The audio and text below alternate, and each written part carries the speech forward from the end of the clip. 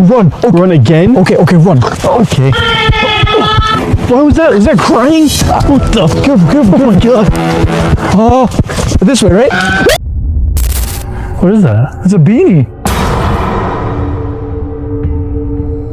What the fuck? Why is that there? There's red tape there too. What the fuck's that behind it? It's like moving behind the tree.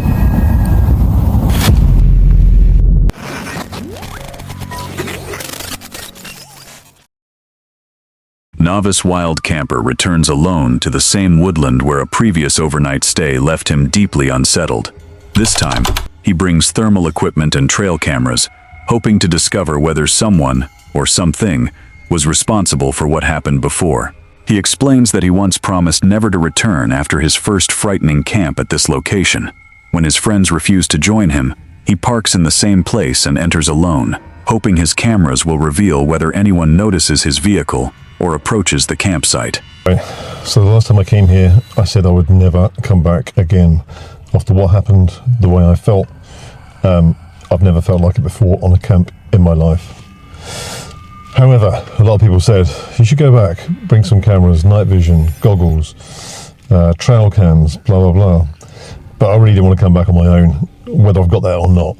So I managed to convince a couple of friends of mine to come along, just because it was such an eerie place to camp, and I wasn't happy going back on my own.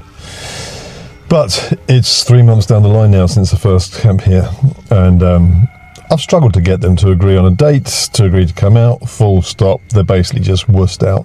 So, Scott and Ash, thanks. After darkness falls, he begins scanning the woods with a thermal camera. He notices movement between the trees, then sees two shapes resembling handprints appear on a trunk that he believes looked completely clear only moments earlier.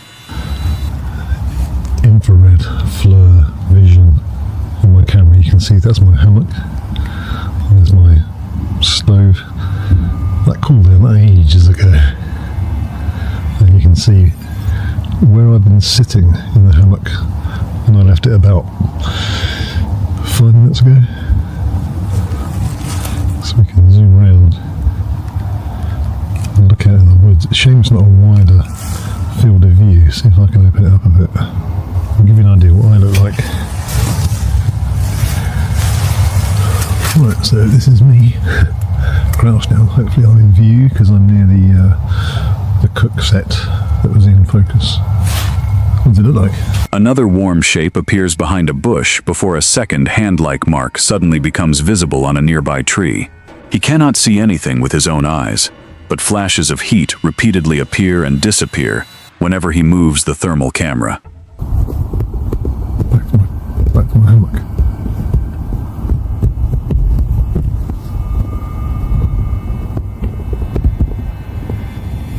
That freaked me out.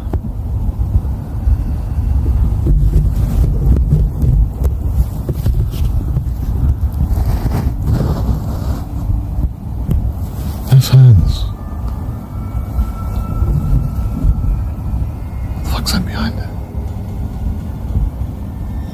It's like moving behind the tree.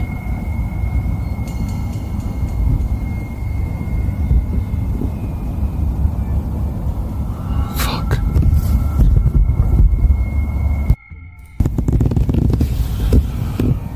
Well, those noises have died down now, it's gone quiet. I've just been out having a look around, seeing what I can pick up on the thermal camera.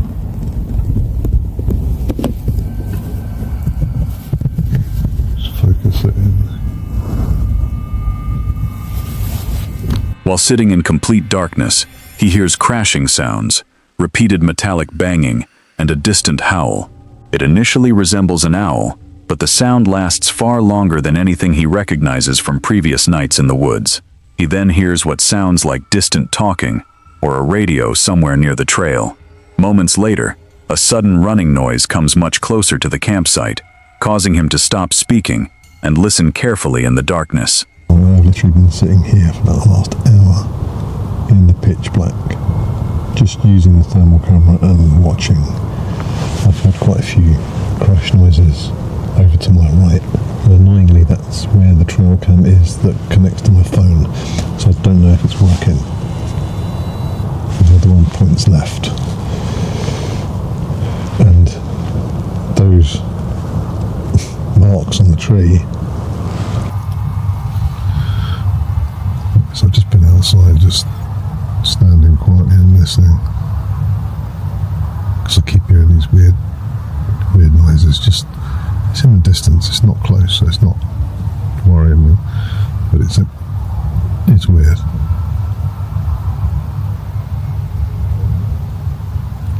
There's that banging again. The mics on this camera's probably not picking it up. It's distant. You might be able to hear the road noise. But the banging is really distant. But there was those really weird howls that got me.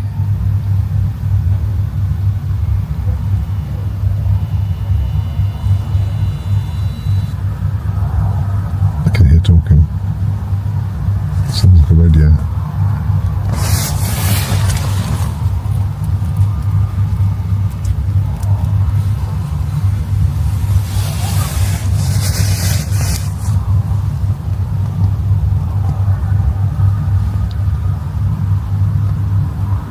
I might switch off for a second.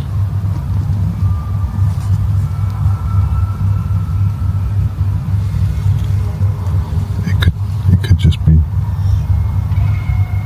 someone walking a dog or something down the main track.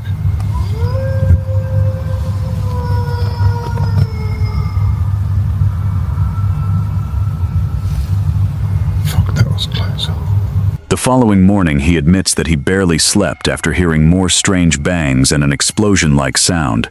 Although he tries to find natural explanations, the hand-shaped marks remain difficult for him to understand because they appeared only through the thermal camera.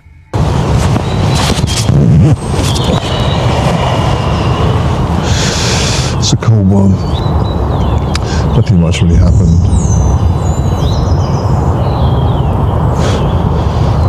Apart from that massive explosion. I don't know if it picked it up. There's just so many weird bangs and noises around here. This is nothing like the last camp that I did, where everything was happening around me. This time it seems to be in the distance. You know, it's not crashing around me, things landing around me. You can hear things off in the distance. Those howls last night were just weird. But what freaked me out was the handprints. I don't know if it's like... I'm trying to think of a rational explanation, right? Back at home, he reviews both trail cameras and finds almost nothing that explains the night. One final clip, however, shows a small shape moving near the bottom of the frame before the camera clicks several times and abruptly stops recording. Even after checking every camera, novice wild camper cannot confirm what produced the marks, movement, or distant sounds.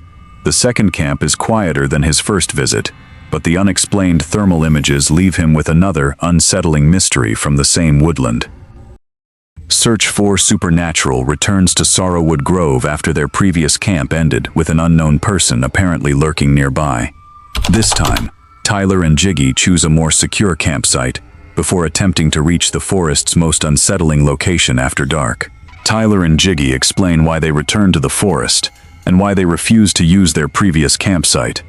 During their last visit, someone appeared to follow them through the woods and approach their vehicle while they were preparing to leave. Tonight, we are back at Sorrowwood Grove. We've made our return. I'm not the most excited about it, but by popular request, we did do a poll on the page.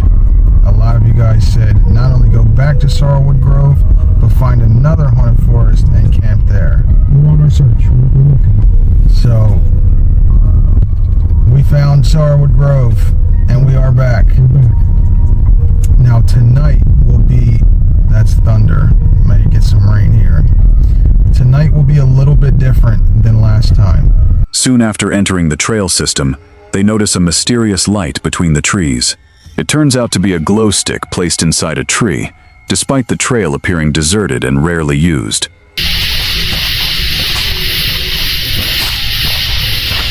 completely dark out here. Yeah, it is super dark. And these lights out. What the fuck is that up there?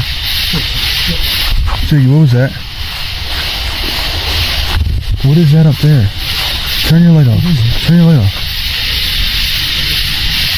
Hold on. What do you say? I don't know. I thought I saw a light. Maybe I'm tripping. I thought I saw a light up there. Look, look, look, look, look, look, look, look. Turn it up, turn it up, turn it up. Where'd it go? Look, there it is. It looks like a light.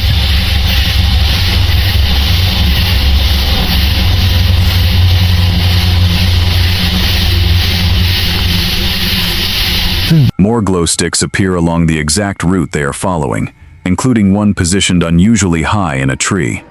The repeated markers make them question whether the trail is deliberately leading them somewhere. No shot. That's another glow stick. What the fuck? This shit is lining the same route that we're taking right now.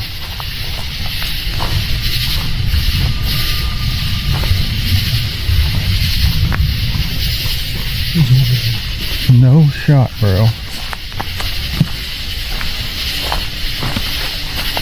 No shot. I don't know if it's a good idea to follow this trail, dude. Dude. What the fuck is going on? Now I'm getting freaked out. A fallen tree blocks the trail near a strange bundle surrounded by arranged branches. Jiggy warns Tyler not to touch it, especially after they notice wax and realize the setup resembles something intentionally left in the forest.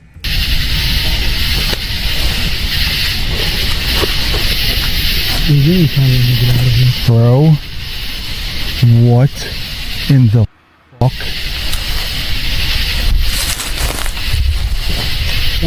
Don't touch it. Bro, what the fuck is that? Bro, don't touch it. Just leave it. Let's turn around. You don't want to know what's in it? The way it looks, no. Who the fuck would leave something like that here? Bro, let's just turn around.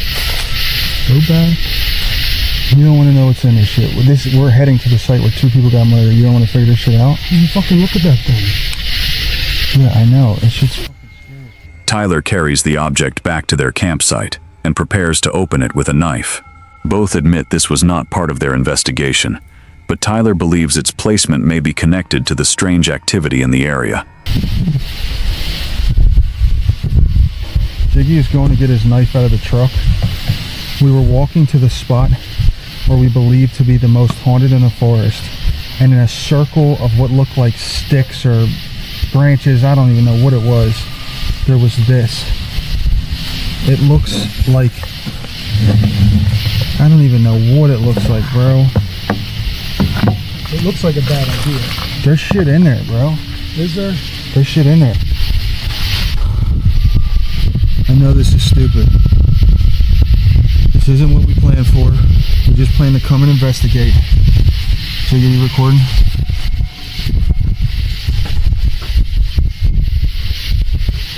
I know this is not. Put it right there. Your lights are good.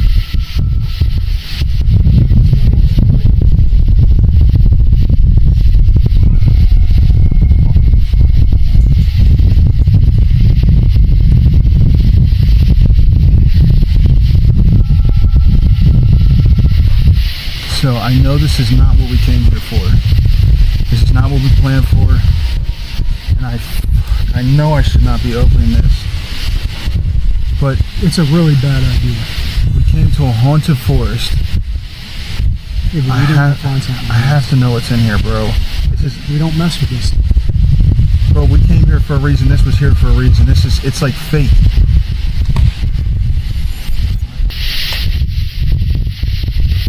No fucking shot, bro. Bro, what the fuck?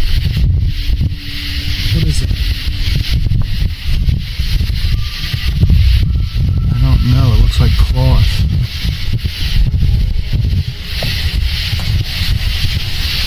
is all that? What is all the dirt and shit?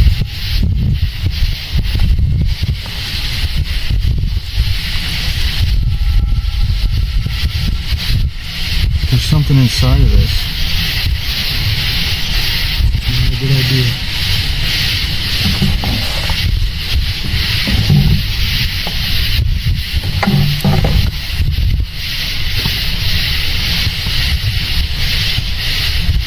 Oh, hell to the nah, bro. It is. Hell to the fucking nah, bro. Dude, I told you, this is a bad idea. Come on, show the camera, dude.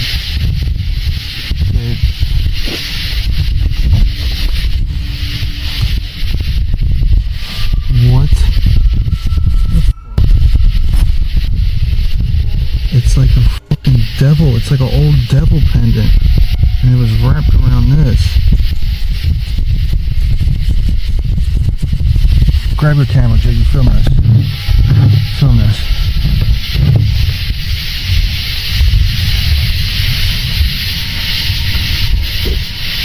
There's some old ass devil pendant. He likes that. There's some old ass devil pendant. And it was wrapped around this.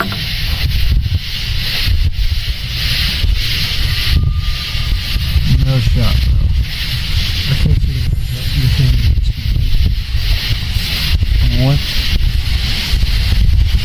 invocation employed towards the conjuration of destruction?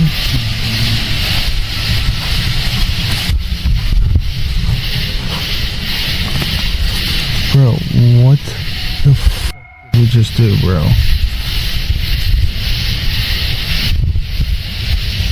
What did we just do? And there's like fucking dirt inside here. Dude, we gotta put that back. Like it's like an old piece of paper. Ah! What the fuck? Inside, they discover an old devil-like pendant wrapped around cloth and a damaged page containing words connected to destruction. Realizing they may have disturbed something deliberately hidden, Tyler quickly repacks everything. After returning the box, they suddenly hear what appears to be someone speaking nearby. They shut off their lights, hide in the darkness, and then sprint back toward the campsite when the voice appears to move closer. Jake, What the fuck was that?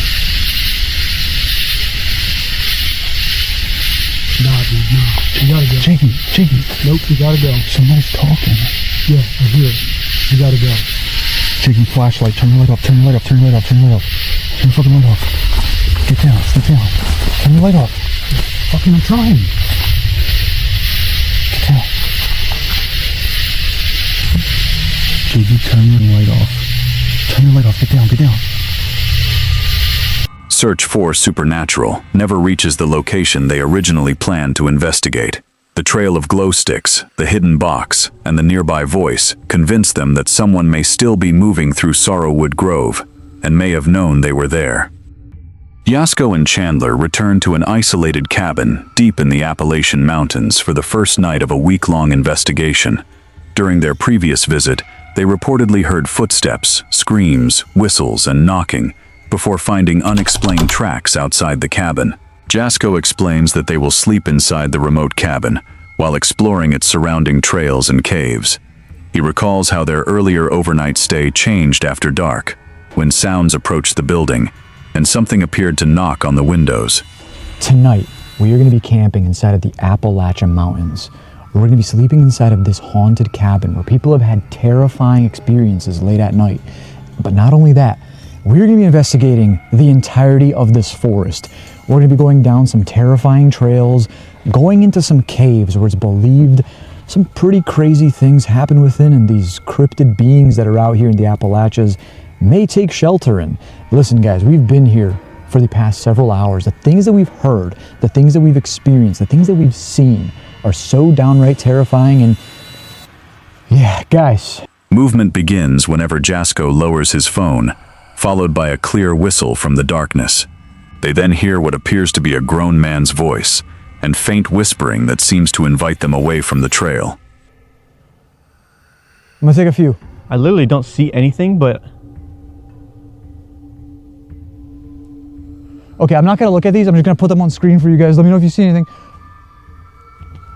guys, you should see me. I'm like hiding behind. Isn't that the camera. crazy? How I take the photos, Yes. I don't hear anything. The second I put my phone away, Yes. you hear movement again.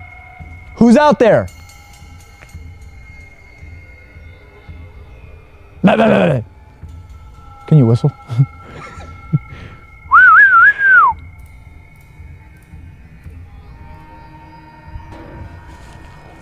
No fucking way. Okay. That was as clear as day. What the heck could that be though? A mimic or like? It's gotta be something like whatever it is getting closer. Back up. I got a gun named Thunder and Lightning. You got two guns? Yeah, two. Oh, Chill, that was a voice. Okay. That was a fucking voice. What was that? Yeah. Yo, hold up. Oh my god. Come on. Yep. Bro, where'd that come from? I don't know. Be careful because that big thing was back over there. Grace. Wait, what was the name of the headstone? Did you know? I didn't get too close because I was hearing noise. Bro, that was a grown man's voice. I hear whispering.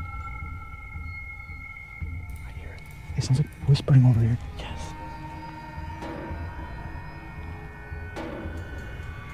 Speak up. Come on. I swear to God, I thought one said like, hey. Like, hey. That's fucking dumb.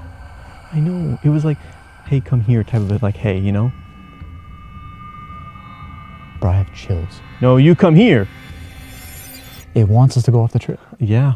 It's luring us, bro. Alone near the cave, Yasko begins a game called Hide and Clap, asking anything nearby to copy his clap. A matching sound occurs before he finishes counting, and Chandler confirms that he did not make it. This is gonna be crazy. Okay, so. Let's put the camera down. Okay, here we go. All right. Spirits, ghosts, ghouls, goblins. I'm gonna try one more thing. Clearly, you responded well to the whistle. However, I wanna see if you can mimic this as well. So, this is a game that I like to play called Hide and Clap. So how this works is I'm gonna make a noise, clap, just like this. And I want you to replicate that noise to let me know what direction you're in, okay? So here we go. I'm gonna close my eyes so you feel more comfortable showing yourself, and then I want you to replicate that noise, okay? So, 3.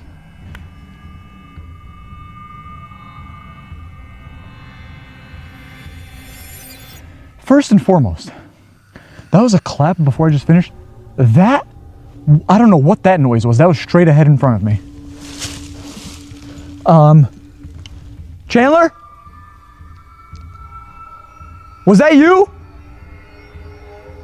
That noise? Okay. He said no. Okay. So go. While discussing another trip from inside the cabin, something suddenly strikes or taps the window. When they step outside, Yasko hears a scream and heavy movement in the woods that sounds far larger than a small animal. And like, it's like so creepy out there because of like, It is, bro. animals or like creatures, like whatever. Okay, well, I'm gonna go probably like footsteps. Yeah. In here. It's so weird. I think what I'm gonna do is I'm gonna go down that trail that you went, the spider trail. Okay. And then what do you think about going to the cave? Wait, that was outside. That was on the fucking window. Listen, the ghosts in here are cool with me. I don't know about the ones out there. Okay, hold on. Okay, this is still recording. Wait, is that kind of crazy that we were just talking about going out there? Yeah. Bro, that literally sounded like... Okay, Is the door locked? Check that back door. Yeah. No, it's not. Check the back door, please. During another session near the creek, the device repeatedly produces warnings such as run and leave. After another response appears to mention them, Jasko says they feel surrounded and immediately retreats toward the cabin. We're here. We would like to share your story, get to know you a little bit better. Please, if there's anything that you want to share with us, use your energy, come forward and do so.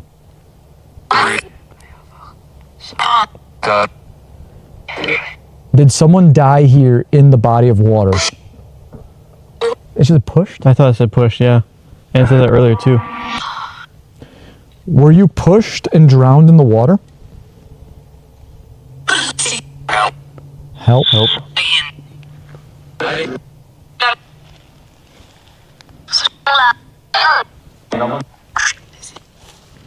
How many people have died in this forest?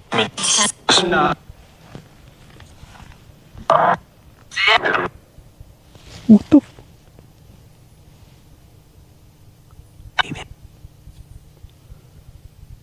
I don't like this. I do not like these noises. Alright. Are we safe here?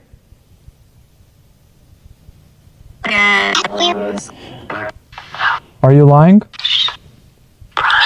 Run. Oh my god. Run from what? Whoa! Okay. Holy shit! Run. Okay. Run again? Okay, run. Okay. What was that? Was that crying? What the? Careful. Oh my god. This way, right? Jesus. No, we go this way, this way. Okay.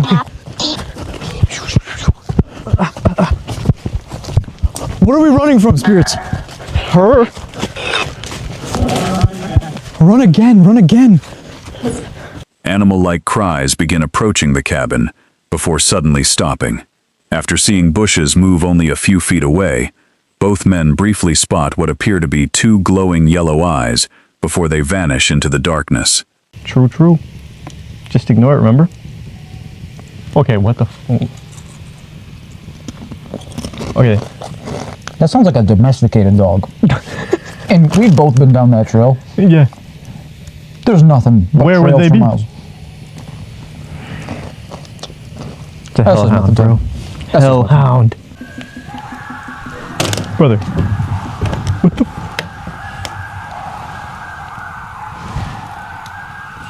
What is happening? We're out here in the Appalachians all alone. We've been walking around in this freaking forest for hours. We should probably go inside or something. Mm-hmm. They're getting closer. Holy. Bro, what the hell? I don't know. And they just come to a complete stop? I don't like that.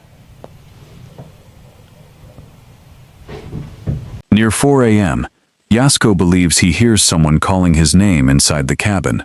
A tap and a nearby footstep follow, and the two finally abandon the overnight stay, leaving even though some of their equipment remains outside.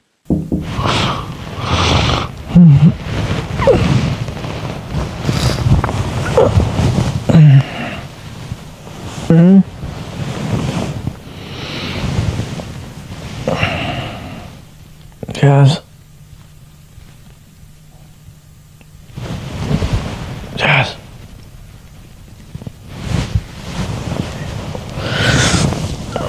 Oh God.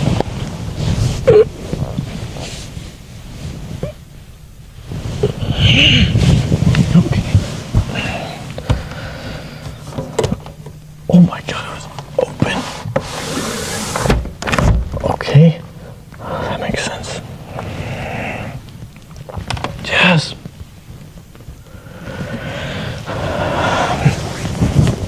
Oh my God. Surely that was just fucking okay. I swear to God, guys, I literally heard Jazz. I swear to God, I heard. First, it was like I don't even know. Honestly, could have been a tree or something, maybe. I don't think there's trees out there. Then I heard a tap on that one down there. So, Jazz. What the? Okay, the second one was. Yasko and Chandler never identify what produced the whistles, voices, glowing eyes, or sounds around the cabin. Whatever the explanation, the final footsteps convince them that remaining there until morning is no longer worth the risk. Baird is known for overnight investigations in remote forests, where local stories make every unexplained sound feel more threatening. In this video, Chris and Jazz enter a place they call Skinwalker Forest, planning to explore its trails and remain there through the night, despite reports of strange animals, voices, and figures. Chris and Jazz arrive with thermal equipment, night vision binoculars, and a camper van. Their plan is to spend the entire night exploring the forest, but movement behind Chris is heard before the investigation properly begins. Ladies and gentlemen, tonight is a brand new video. I'm out here in the middle of Skinwalker Forest with Jazz, as you might be able to see behind me. He's getting his camera gear ready because we're not wasting any time tonight. We're going to get into this video right away. Again, we're at Skinwalker Forest. Tons and tons and tons of rumors, stories, confirmed cases, pictures, weird experiences. We've heard so much. I have some stories for you guys later, but skinwalkers apparently roam this land. Native American land, dates back to the 1700s, which is actually crazy. 100%, like I found proof of that online. So there's actually some old, like we drove by it earlier, but there's some old like foundations where there actually used to be houses and things. The natives used to set up camps and other things back here, and then eventually people moved in, settled. Now there's no houses left, but the forest is still here. We got dirt roads and we have the camper van tonight. So we're gonna try to spend the whole night tonight in this forest looking for skinwalkers. I brought my thermal camera, I brought my thermal binoculars, tons of good equipment. I don't know what that was. Someone was moving behind me. After hearing emergency sirens for nearly 30 minutes, they return to a trail where Jazz previously found a rock carved like a face on his windshield. As they discuss losing it somewhere in the forest, they hear what appears to be someone walking behind them. Bro, listen.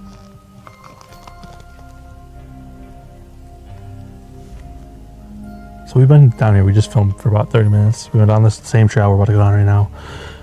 Sirens, lots of sirens.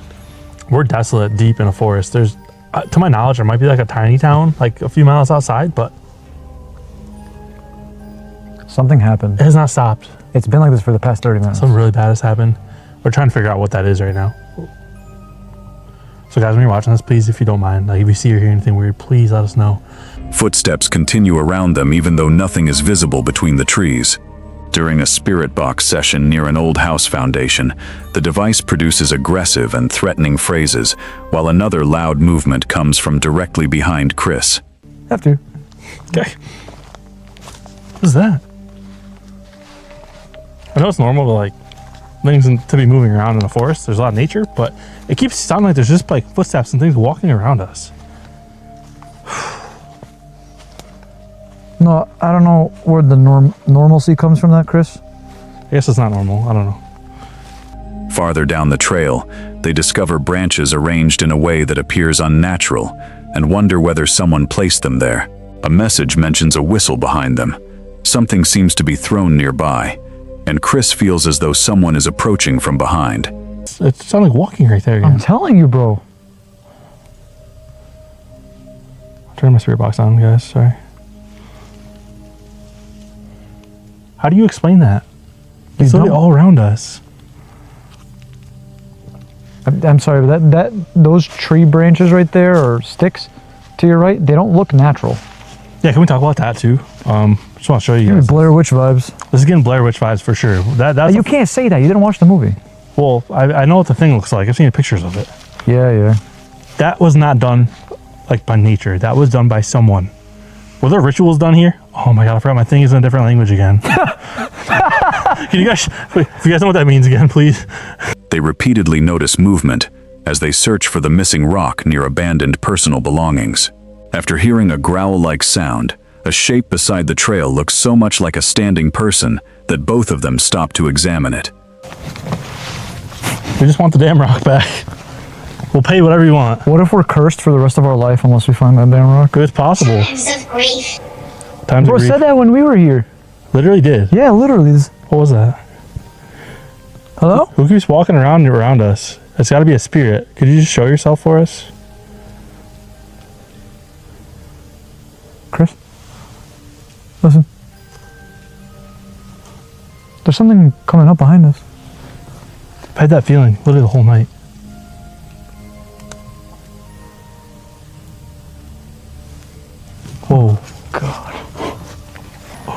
I don't know how far we should go then. I mean, the van is back there. Man, all of my camera gear besides my actual camera and goggles are in the van. I have so much stuff in there. Oh wait, you know where the rock might have been, Chris? Where's that? So remember we found like someone's like personal belongings? Yeah, there's some belongings. I crouched down to like see it. Fence board. Fence board? It might be there. While returning toward the van, a sudden scream-like sound sends them running through the woods. Moments later, Chris believes he captures a dark, human-shaped figure crossing an opening along the only route leading back to their vehicle. Ever hold your peas?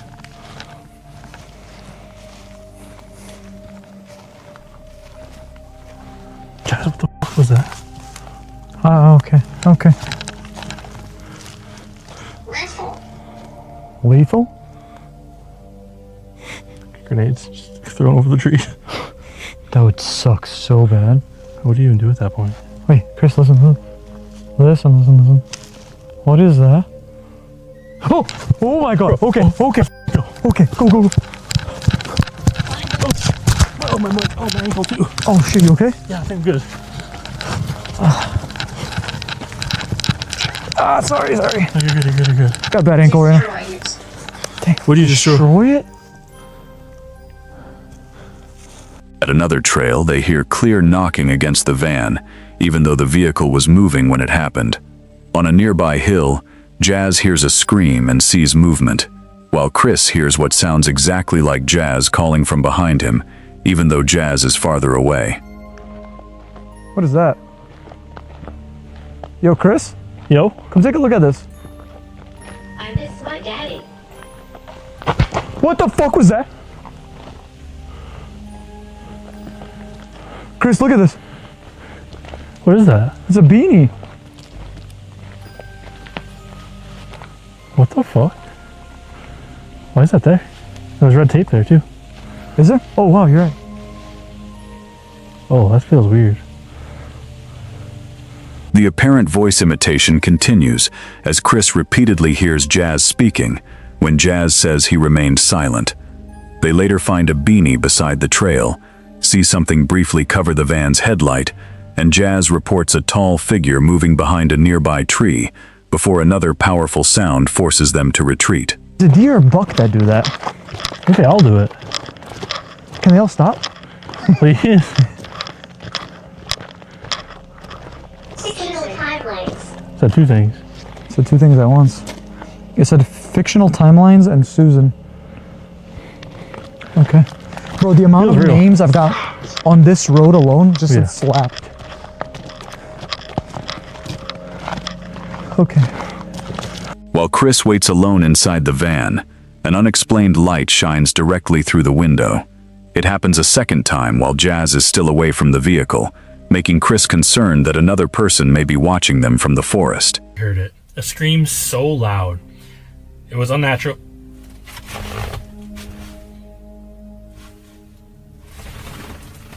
Is that a flashlight? Hang on a sec. Oh, just drop my mic. 99% sure it was a flashlight. I can see Jazz's light over there. I'm gonna get this thing over here. Sorry, guys. Something shined at me. Like I'm 99% sure it was behind me. Jazz? You're still back there? Wait. Are you okay? I just saw a light, bro. Someone just shined a light in the van. A light just shined in the van. I'm sorry. A light shined like directly at me. That wasn't you? Can you take a shit faster so we can like maybe get out of here? Please. I don't see anybody though. Near the end of the trail, both men develop a strong feeling that they are being watched.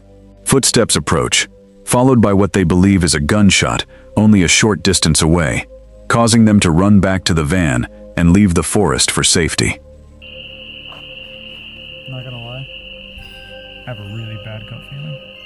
Like, Oh, something feels off down here. I don't know. something like, you know that feeling when you feel like someone or something's watching you? I'm getting that. I feel that really hard right now. Footsteps? Oh, what was that? Something down here, bro. Yeah. Hello? Ah! What the f***? What the f***? Bro, go! Go! Go! Was that a f***ing gunshot? Yeah! What the f*** was that? Are you good? Get to the van! Oh my god! Get in the van! Oh! Alright, you guys, I'm just popping in to kind of fill you in on what happened the rest of the night, which really wasn't much. We left, as you saw in the video, and if you watched Jazz's video as well, it was an absolutely hectic, crazy night in Skinwalker Forest. This video comes from YouTube creator Straight Explorer, where solo wilderness expeditions and overnight camps explore remote forests with long histories of unexplained activity. A quiet winter camp deep inside the Welsh woods slowly turns into a night of constant tension as unexplained movement, unsettling voices, and disturbing sounds begin closing in around a lone hot tent. Not long after darkness settles over the forest, the first warning arrives. Heavy movement is heard just outside the tent, as though something is circling the campsite. At the same time, a translation device unexpectedly displays the message, "There is a man watching." The sudden alert makes the isolated campsite feel far less secure. Hello?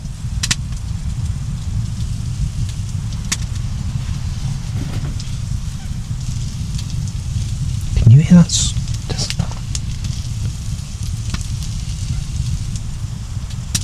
There's something outside the tent.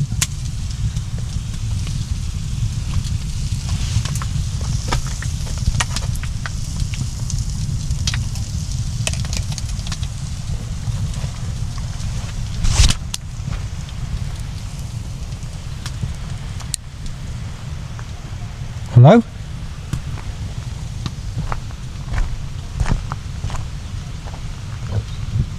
What the hell was that?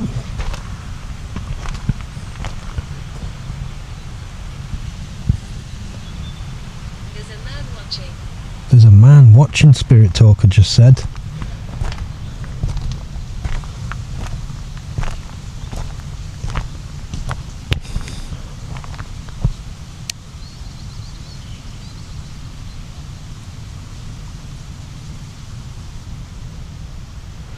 If you see anything, let me know in the comments. I feel like the atmosphere is just instantly changed. Only minutes later, the activity moves even closer. Another message appears, stating, "I'm in the corner," while movement seems to shift from behind the tent toward the front entrance. As the temperature inside the shelter noticeably drops, one final word comes through the device: pray. The combination of the messages and the unexplained movement leaves the explorer unwilling to step outside. I don't know what that was. I'm in the corner. I'm in the corner? I was just about to say, right here by the corner of the tent, it was like here and then it moved to there.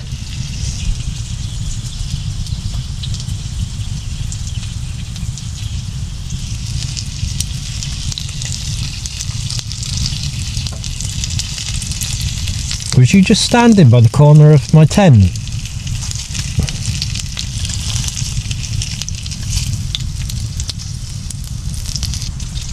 It feels really creepy all of a sudden. Almost feels like Thomas. as if something is here with me right now. Pray. Why would you tell me to pray?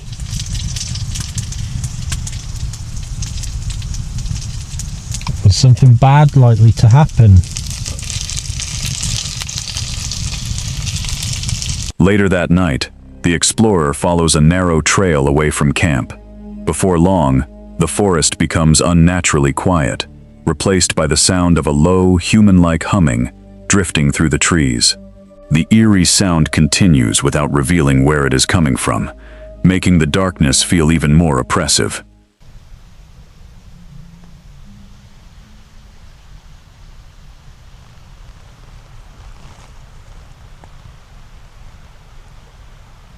Hello?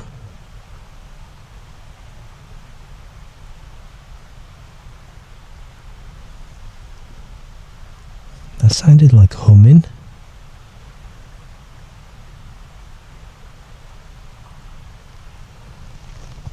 I don't know if I should be doing this. Not after last week.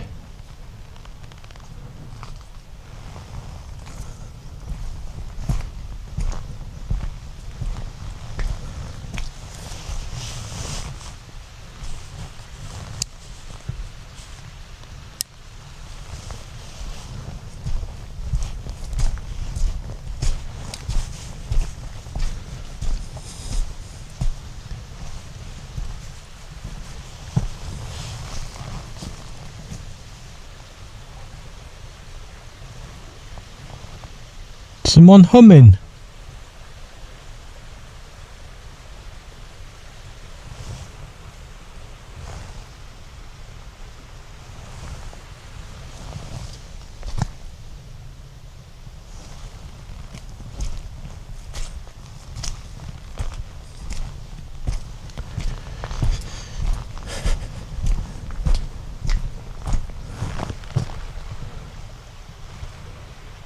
How far? Why does it all look different? I'm sure it went off round to the right.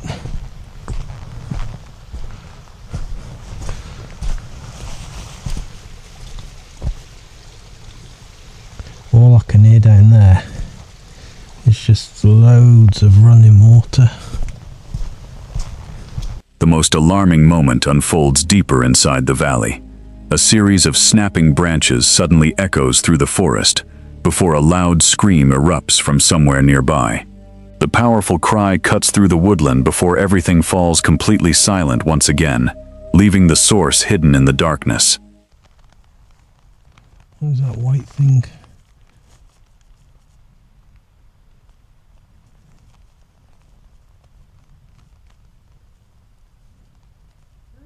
Whoa! Whoa! Shit! Shit! Shit! Shit! No! No! No! This! Fuck this! Fuck this! Holy shit! Holy shit!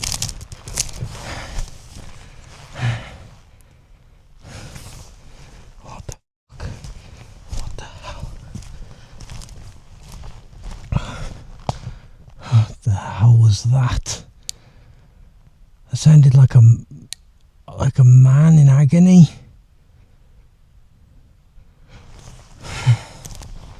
Oh my god, my ears are sticking up, man.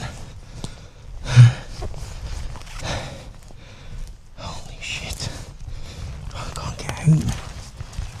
That's what.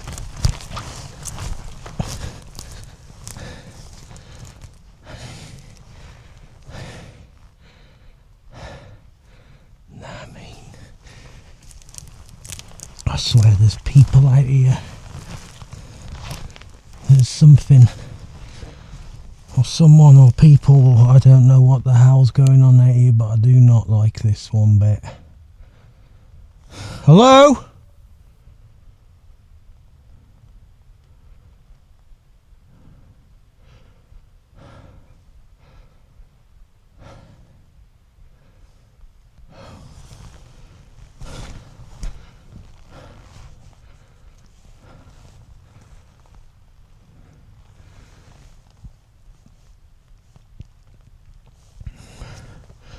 Can't hear anything moving.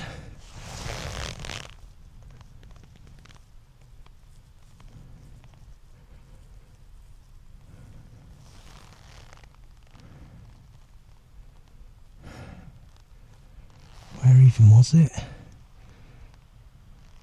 Where was I? I think I was there.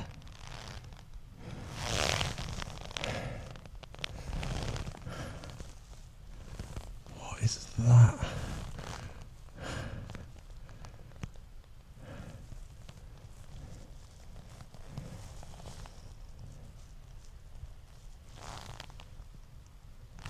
No. No. Rather than risk another hour in the valley, the explorer remains inside the tent until it is safe enough to leave before dawn. Whatever moved through the Welsh forest that night never revealed itself, but the sounds surrounding the campsite were enough to end the investigation early.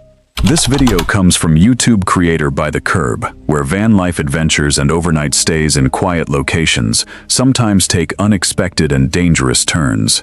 A peaceful night parked on a secluded country lane near Sunderland is shattered in an instant when a lone traveler realizes someone has found his van and has no intention of leaving. The terrifying encounter begins in the early hours of the morning.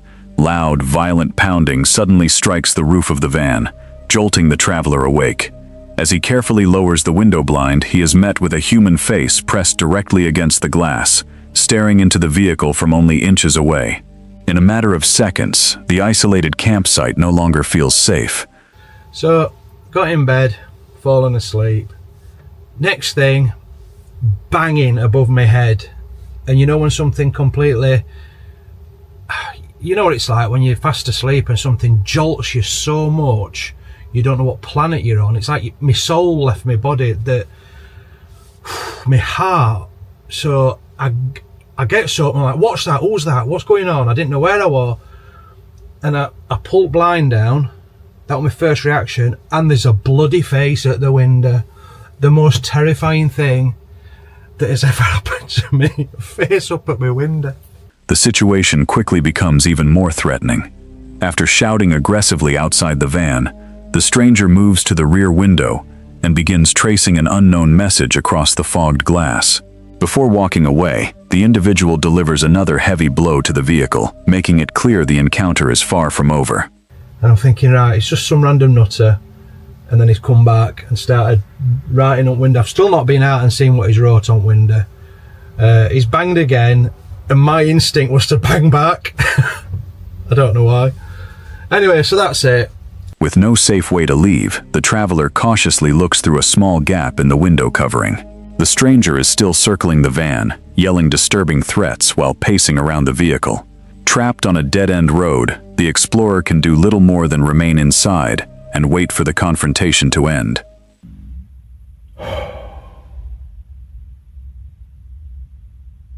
Then he wrote something up that window. I don't know, I'll have a look at that when it's light. So I've taken my table down and I've got that. And I've just sat here probably for about 30 minutes listening to him shouting at Van.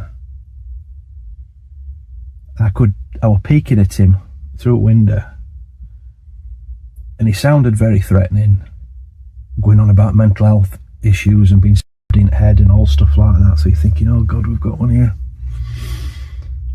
But I think I don't know. I'm saying I didn't feel as scared as I thought, but I did, probably.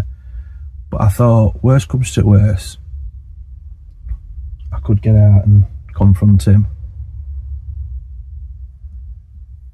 And he was probably one of them people that, you know, during the course of the day, just random nutter just shouting stuff that they're not that scary, but with that situation, because I'd just been shocked like that, my heart's still going. And then I thought I'd get in cab and drive off, but I'm facing wrong way. It's a dead end down there.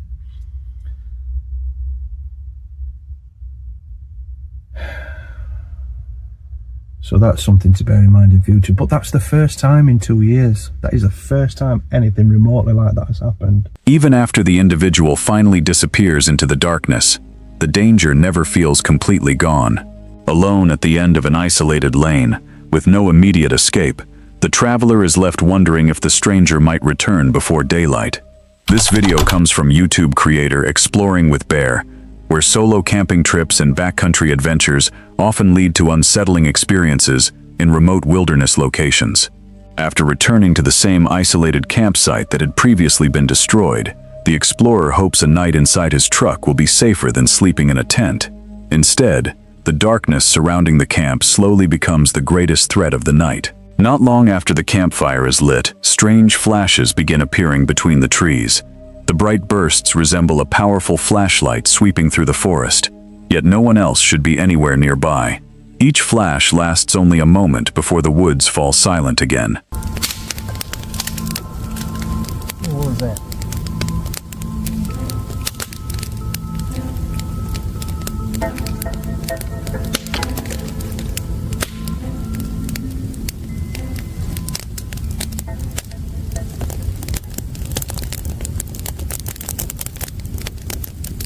Oh, you gotta be crapping me. I keep seeing these flashes of light. Just really fast.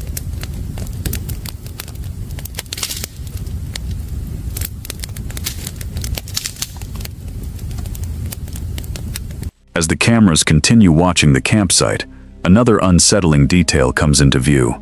Two small glowing lights suddenly appear deep inside the brush, looking remarkably similar to a pair of eyes staring back from the darkness. Moments later, they disappear without revealing what was hiding beyond the tree line. Is that eyes? What was that? Where's my flash?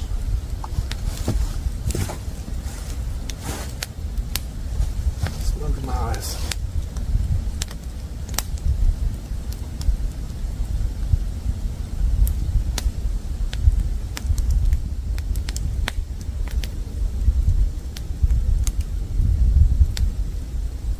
Seeking shelter inside the truck bed offers little comfort.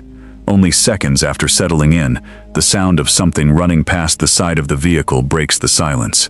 The rapid footsteps pass so close that it becomes clear whatever is outside is moving around the campsite.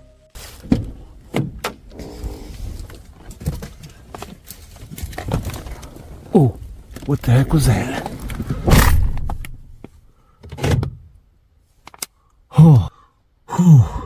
Did you guys hear that? It sounded like something was running. Or something. What was that? Doors are locked.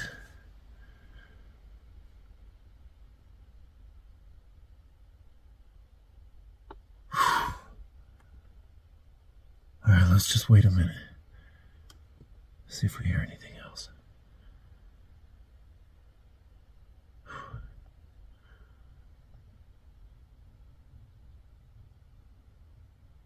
The night grows even more unsettling when a quiet voice is heard just outside the truck. A clear whisper seems to greet the explorer from only a few feet away. Surrounded by empty wilderness, there is no visible source for the voice anywhere beyond the vehicle.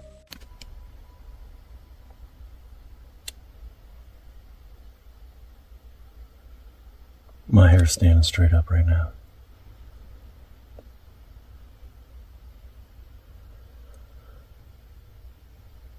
I just threw that rag on the ground. And I heard hello from like behind me. What in the world? That light don't do nothing. Do you even see? I don't see any lights out there. While filming inside the truck, the camera briefly catches movement outside. A dark shape quickly crosses the background before disappearing into the unlit campsite. The sight lasts only an instant, but it suggests the unexplained activity has never left the area. So that's what we're working with tonight. Got like a wool blanket, another blanket, my pillow, and I got this sort of plastic type. Did I just see something move in the background there? Oh, tell me I didn't see something.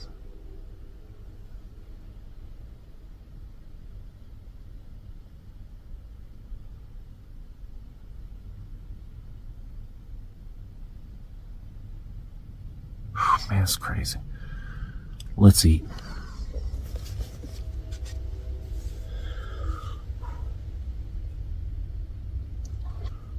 Check that out. Yeah. It's gonna be good. The most direct encounter comes just before midnight. A powerful impact suddenly strikes the side of the truck, shaking the entire vehicle. With no wind, falling branches, or visible cause, the unexplained blow confirms that something has come dangerously close to the camp. And no, we're not even gonna say that. Not even gonna say that. Bigfoot, my boy. Oh!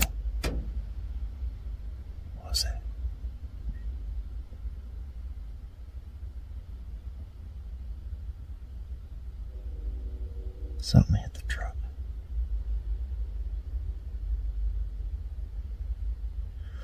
Whew, this is gonna be so scary. As daylight finally returns, the explorer leaves the wilderness with the same mystery that greeted him after sunset. The strange lights, whispered voice, shadowy movement, and violent impact all point to an unknown presence that remained just beyond sight throughout the entire night. This video follows a solo investigator returning to a haunted farm right after a massive blizzard, completely alone. His usual partner isn't there, and from the start, the place already feels wrong. The trees are damaged, the power is out across the area, and the entire property looks abandoned and unstable. Hell with it, don't even care.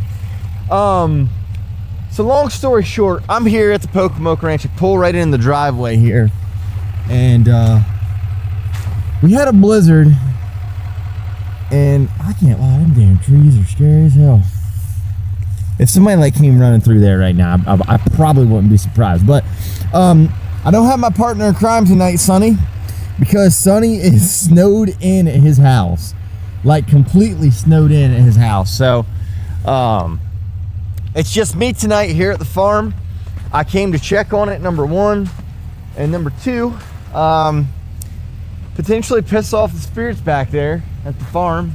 Wind just picked up a little bit. As he makes his way down the driveway, something strange stands out almost immediately. Sections of melted snow, revealing what looks like an old brick path he never noticed before. It feels out of place, like something hidden is being uncovered. But one thing I will say is some areas of snow have melted where others haven't. It's really weird. I don't know. What the hell? That's strange. What is that? What the fuck? There's bricks here. It's like a brick. Have I never noticed there's a brick driveway here? Look at that. They're literally uncovering a brick driveway. There's no way that the farm has a brick driveway, and I've never known that. And why am I just finding this now? This is insane. Okay, maybe it's just... That's really weird. Bricks there, bricks here. Then it stops. It's just like a weird... I don't know, that's a little strange, but yeah, anyway, like I was saying, trees are down. Gonna have to move some of this stuff, and there's power outages everywhere right now in Delaware. I mean, like everywhere. Not long after, the first unsettling moment hits. He suddenly hears a loud noise in the distance, something sharp and unnatural enough to stop him mid-sentence. I don't know. Possibilities are endless, but that is where, when I say the possibilities,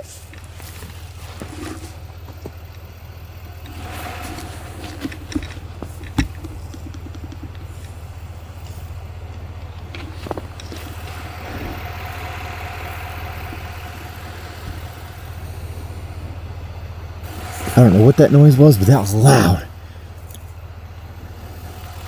Then, a second moment.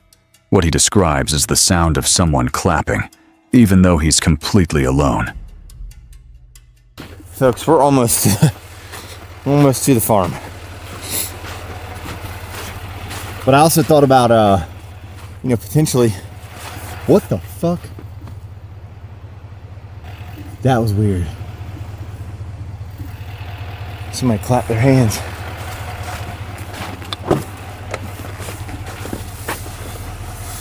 Alright, I got my gut out. Never mind.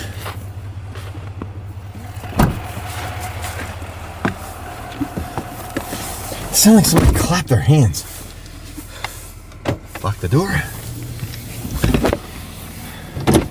Alright, let's try to get around these trees here. But everything changes when he finally gets closer to the house. He freezes. In one of the windows, he sees what looks like a figure, something he refers to as Annabelle. Oh man! Annabelle's in the damn window! Oh my gosh! Get the hell out of here. Just standing there, watching. At the same time, he notices what appear to be footprints on the roof, even though the snow around the house is mostly untouched. Is that footprints on the roof? Look at that!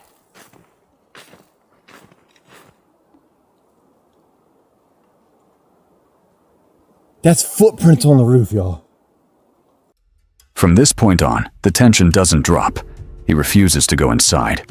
Instead, he uses a spirit app, and the responses quickly turn unsettling. Words like, voices are heard, frustrate, and let's play a game come through, making the situation feel less random and more directed at him. Alright, I'm back. Any of you spirits recognize me out here? Pictures fall. Pictures fall. Maybe that's what was going on in there. There's pictures or something falling.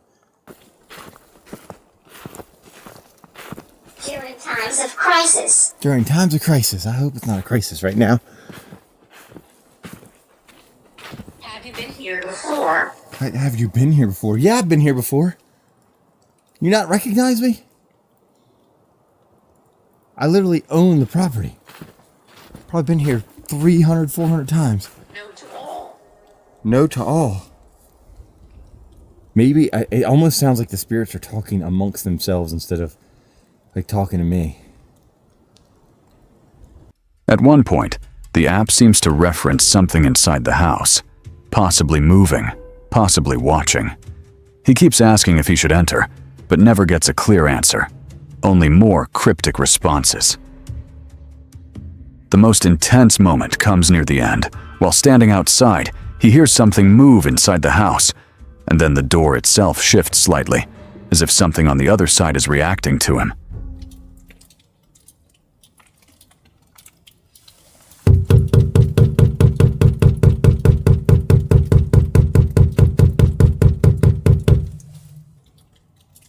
Anybody in there? Hello?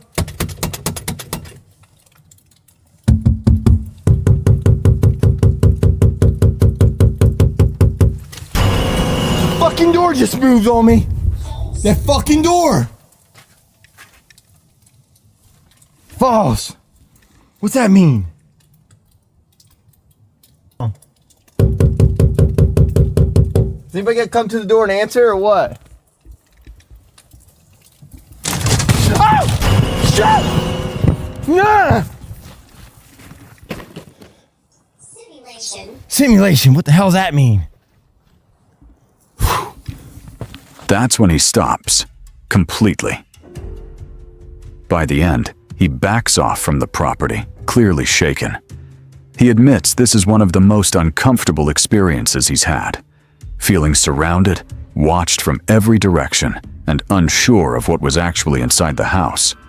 Nothing is clearly proven, but the figure in the window, the footprints on the roof, the strange responses, and the movement inside the house make this one feel far more intense than a normal investigation.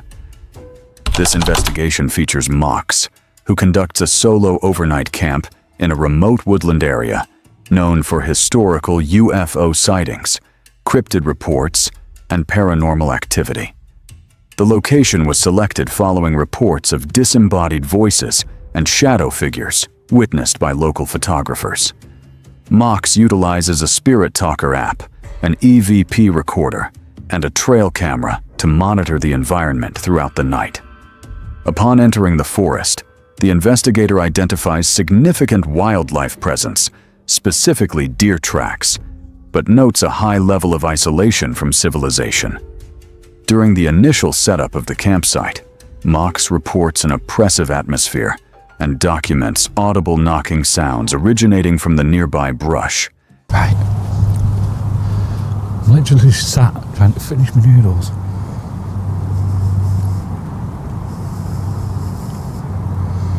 And to me right,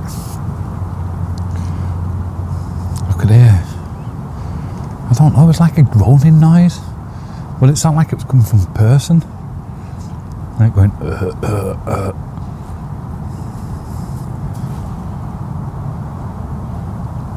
Okay. It's freaking odd, wasn't it?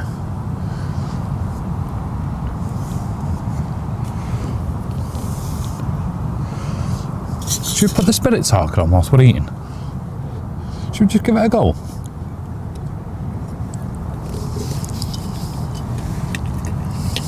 Can't hurt, can it?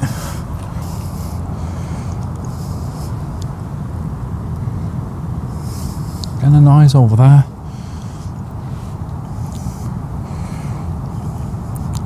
Okay, is there somebody out here? If there is, would you like to step forward, come and speak to me here tonight? I'm here to communicate with you. Ralph. Ralph. Well, hello, Ralph.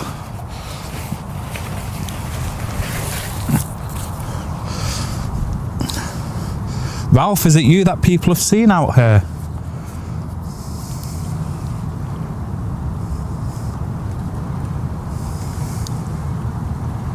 He further observes a figure moving across a stagnant stream, approximately 50 yards from his position.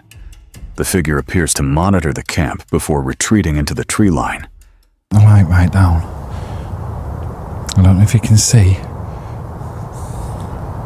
It was like somebody's walking through the woods over there. You might be able to see it every now and then. I could hear something, like talking. I'm just hoping the camera picks it up. Looks like they come this way and walked all the way around. They were on the other side of that water, and then they started walking this way, then they started walking down this way. So I just sat at the camp thinking fair enough. Then they got so close and then they started walking off. Then they keep walking back towards and they keep walking back off again. So there's somebody else out here, or something else anyway. I reckon it's a person. It was just weird. Okay, you're going to get people walking through, but the movement that they were doing, like walking past, stopping, coming back a little bit, walked over, I don't know how. There must be a way further up there that you can cross, but I'm not 100% sure. And then I seen them coming this way, then they come so far, stopped and started walking off, then started coming back, and it's like, maybe they're intrigued because I've got the tent and that out. Possibly. While positioned inside the tent, the investigator documents the sound of bipedal footsteps circling the immediate perimeter. This session is punctuated by a physical thud against the tent wall, though no source is identified upon immediate inspection. It's not there, and it sounds like somebody on 2 feet.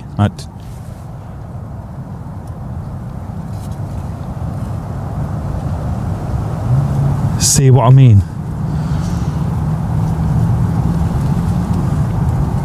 I'm gonna have to open this just so I can see outside.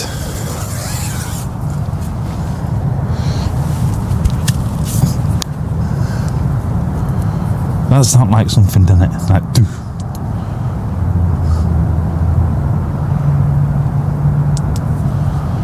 Right, let's do a bit of spirit talker. Was that you outside the tent just now? Gladys. Gladys. Right, let's do that. Let's go for a walk, because there's some weird stuff. Liam.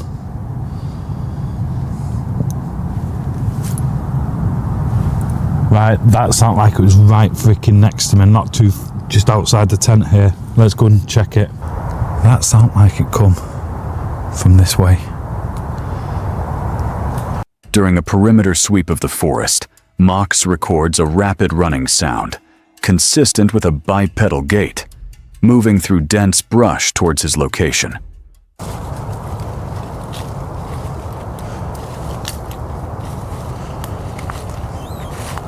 Oh, that tree scared the life out of me. Right. I think I'm going to do another one of those EVPs. The only thing is the motorway is still quite loud, even though it's quite a distance away from where we are. It's a good mile away from here. The strangest thing is, this place is supposedly full of wildlife, like deers and all sorts. May I touch you? No, you cannot touch me. I've been trapped here. You've been trapped here. And the thing is, earlier on, we've seen deer tracks all over the place. Even where I'm camping now, there's a few deer tracks. Fuck was that? Sounded like something near the tent. 3.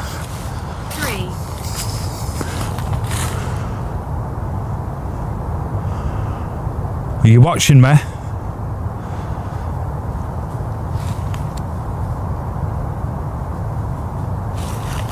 Hear that running? That sounded like it was 2 legs. I can't get over.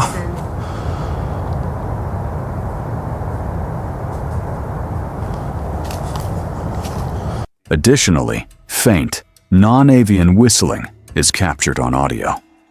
In the early morning hours, the investigator observes a stationary, unidentified light in the sky that does not correlate with known flight paths or aircraft light patterns. Just lay here with my eyes closed. I've not been able to sleep at all. It's going on 4 o'clock in the freaking morning. And I heard that walking again, like somebody going through the brambles.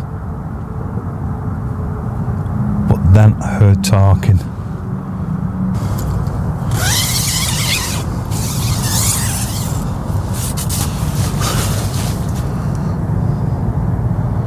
Was there a light in the sky then? Is there?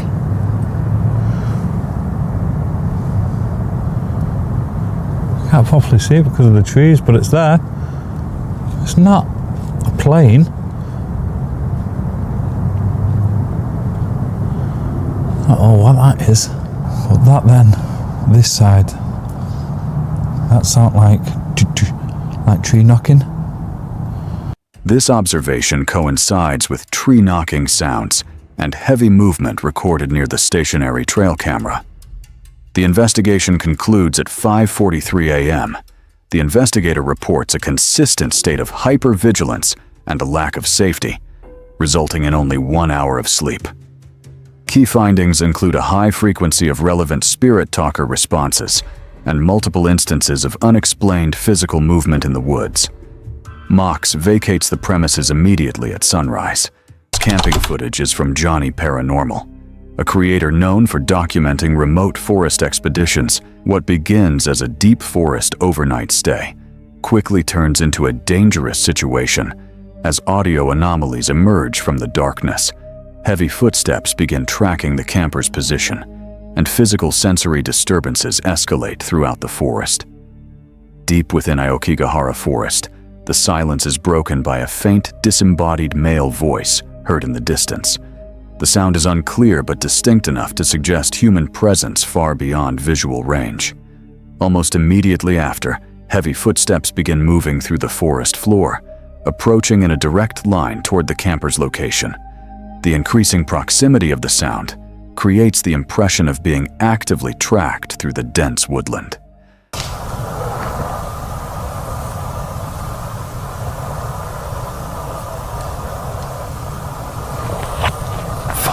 Voices.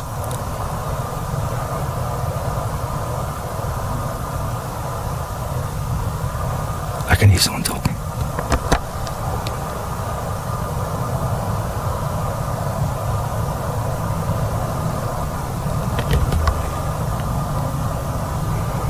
It was a fair way away, but it was back up there.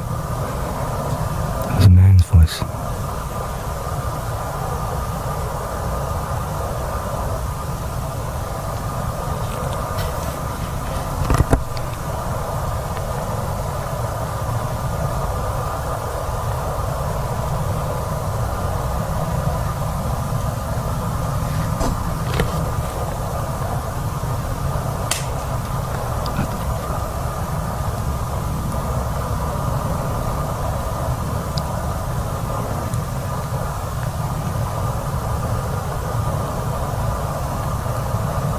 can still hear it.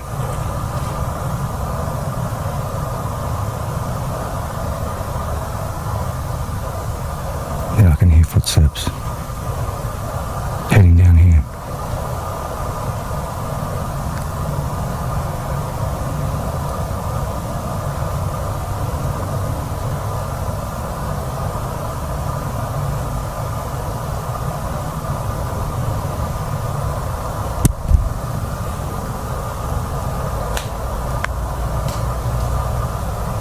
I heard a man talking, and then I heard footsteps coming down this way.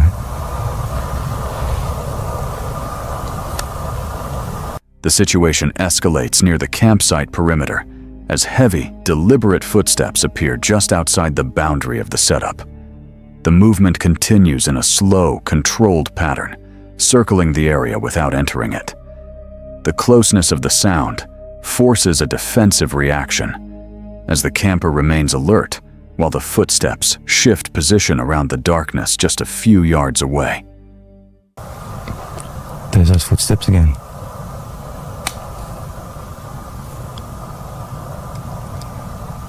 They weren't that far away this time.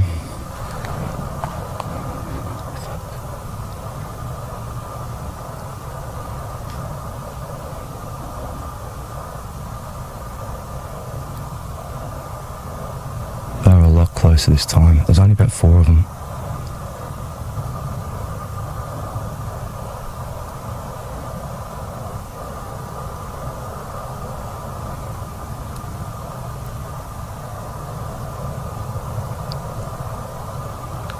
I heard them up where I could hear that guy's voice talking, and then I just heard them then, but they were like a heap closer. They were just like around in there.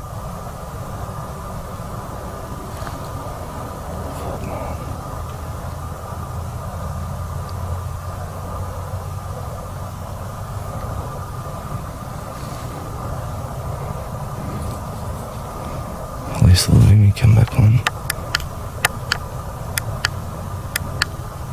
Thank God.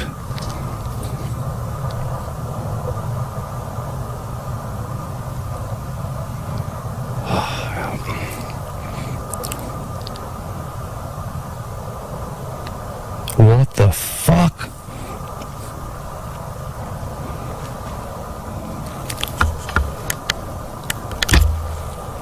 Oh, it's doing it again. Bullshit. Not fucking here. Later in the forest, the environment shifts abruptly. A sudden freezing temperature drop spreads through the area, followed by a strong, foul odor resembling decomposing organic material. The intensity of the sensory change creates immediate physical discomfort, making it difficult for the camper to remain in the area as the conditions rapidly deteriorate.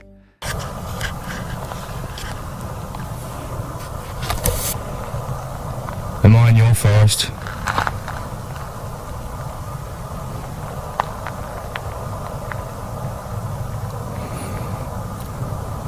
Guess what I can smell now? I can smell something dead. Man, there is the worst smell coming in now. Like, holy shit.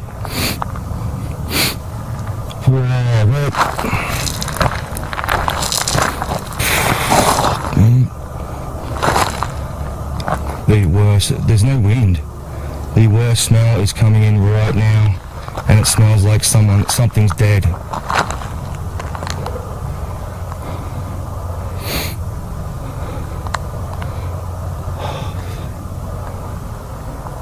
That's just the smell of death. Fuck, damn, I told you. Oh, it is.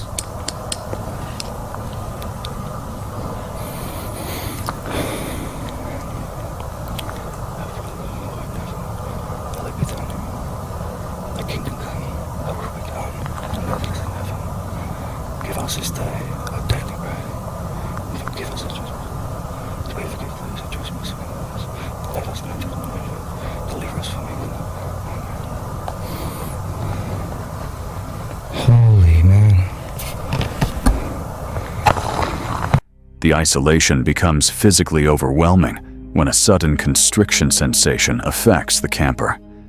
A sharp chill runs down the spine, followed by an intense tightening feeling around the throat. The reaction causes panic as breathing becomes difficult for a brief moment, forcing the camper to regain control and retreat from the immediate area. Right, see, as soon as I get to here, like this way, I start feeling again like that real chill straight up my spine. And your emotion starts going like this again. Back to like high octane.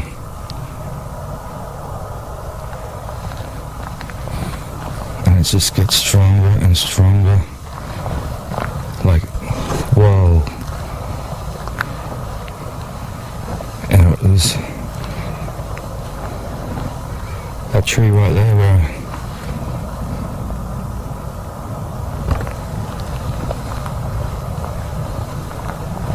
that was the tree where I came walking down. And I basically got stopped. The final escalation occurs deep in the forest when a sudden force pulls at the camper's backpack from behind. The impact is strong enough to interrupt movement and destabilize his balance.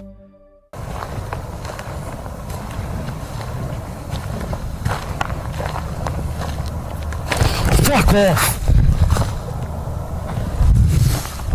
Are you fucking kidding?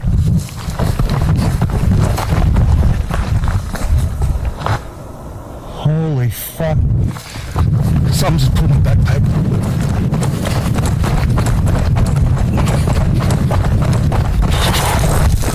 Fuck off. Fuck off.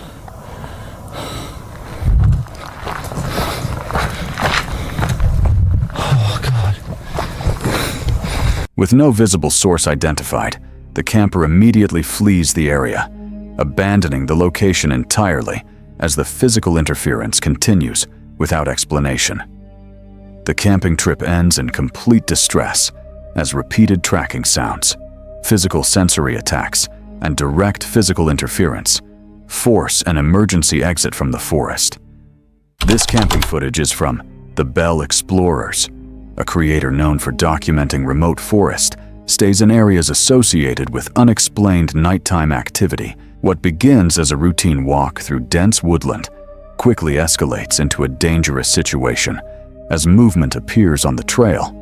Unidentified figures emerge in the darkness, and the group becomes increasingly isolated from their exit route. The situation changes suddenly when heavy, independent footsteps are heard moving through the brush ahead. In the darkness, a solid human figure appears directly on the path, completely blocking the way back toward the vehicle. With no clear alternative, the group is forced to divert deeper into the overgrown forest, losing their original route in the process. What was that noise? I can hear someone walking. Joe, this is creeping me out. Oh, I just heard a knock again. Yeah, I don't know about this. This is get. Shit, Joe! What's that? Shit! What's that? Fucking hell! Fuck that! No, Joe, we got no. The fucking car's over there. Oh, fuck. Shit! What are we gonna fucking do? We're gonna have to chance it, aren't we? Oh fuck! That's the car. You're fucking joking, aren't you? Did you see that? Yeah, there was definitely something there. I swear, it looked like a person. It did look like a person, didn't it? Walking across. I don't want to go that way, Joe. No, I'm not sure about this, you know. I don't want to do it. Shit! We've got to get in the car. I swear I just saw him again. No, I didn't see it that time. I swear I just saw someone. I just saw someone. As they move further into the dense layout, the forest becomes increasingly disorienting. Multiple distant white lights begin appearing between the trees, moving in patterns that do not match natural movement or wildlife behavior. The lights gradually cut off familiar direction points, leaving the group stranded in deeper darkness as their flashlights begin to weaken, reducing visibility and increasing the sense of isolation. Fucking hell. It's gonna be quiet now. Yeah. Shit, I just saw someone down there. Shit. I'm sure I just see someone.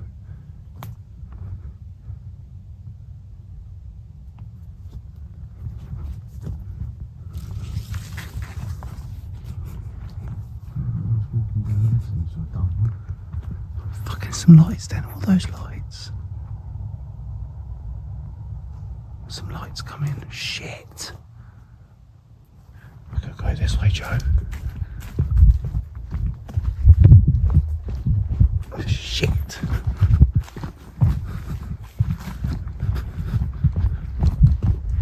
Fucking hell. What are we gonna do, Joe?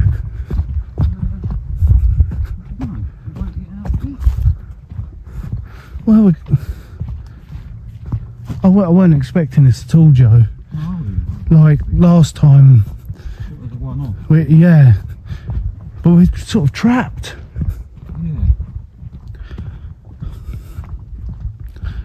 We're fucking trapped, Joe.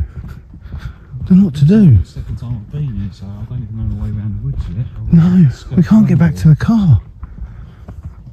There's weird lights coming. My torch is dying. The final escalation occurs when heavy rustling suddenly breaks through the silence behind them. The movement follows closely, forcing the group into a blind sprint through dense brush with no clear path ahead. Shit, I can't even see.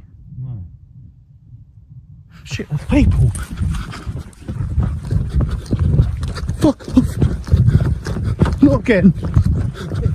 We can't do this shit. Every fucking time. We ain't doing this. Which way was it? This way. Oh fuck. I ain't fucking doing that. We're near the car. They're fucking following us.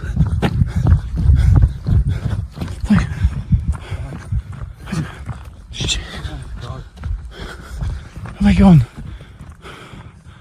I can't see anyone. My fucking torch is dying. Oh. Shit. Yours is 1%, mine's already gone. Let's get out of here. Fuck. Fucking too many gates to jump. Oh. It was drier than this. Softest. Fuck it. We're getting close to the car, guys. We're seeing it. The presence continues tracking them through the shadows until they finally reach their vehicle and leave the area without stopping. The camping attempt ends abruptly after their exit route is blocked, and an unidentified presence appears to pursue them through the forest. This camping footage is from Exploring with Bear, a creator known for documenting harsh weather wilderness, camping in remote forest environments. What begins as a quiet winter overnight stay quickly escalates into a dangerous situation as unexplained knocks echo through the frozen woods. Glowing figures appear in the darkness, and an aggressive presence begins circling the campsite.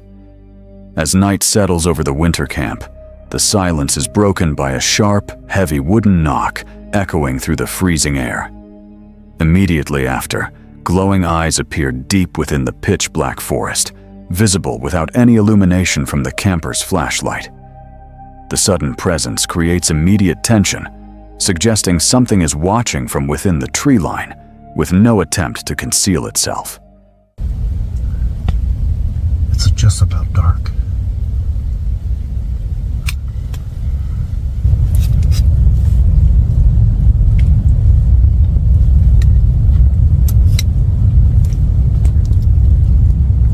Oh! Oh, did you guys hear that? Wait a minute. Is that eyes too? That was a knock. That was a knock, but there might be eyes out there.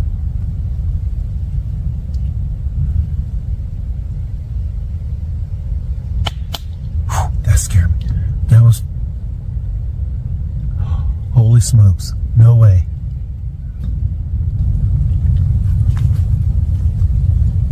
I got you on the Wait a minute. I just seen eyes. And that was for sure a knock. I seen the eyes twice, so I know I seen eyes. Where'd you go?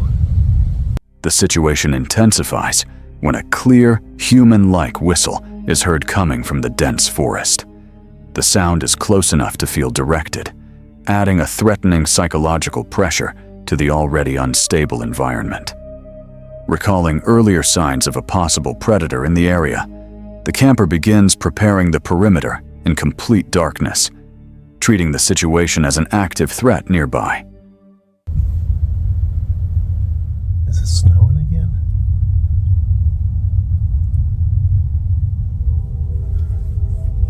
I had the camera off for a minute, just listening.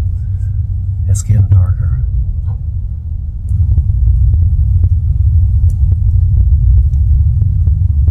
What was that?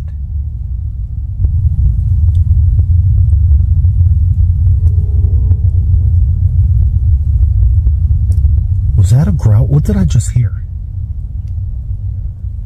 I can't tell you, man. The temperature is dropping. Can't see. I see my breath. Why? There it is.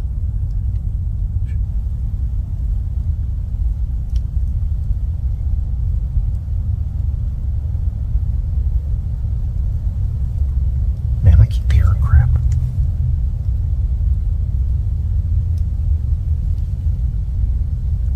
Listen.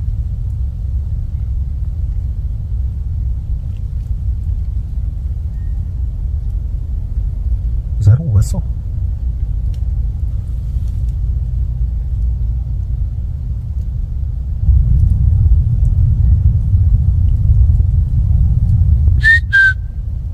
Dang it.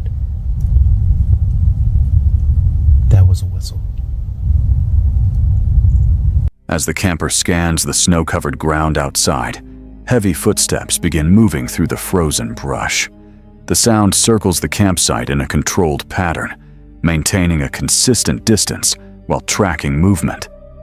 The pacing confirms sustained presence in the area, with no visible source appearing despite the close proximity.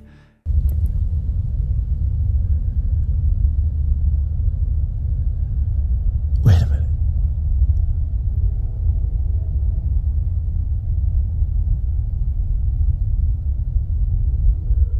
That's footsteps.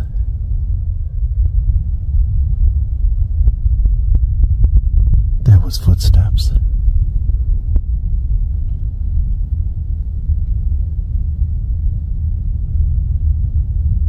Holy smokes, man.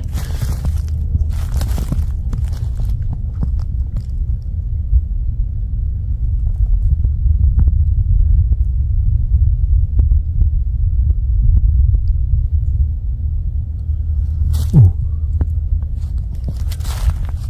Am I seeing eyes back there? What am I seeing?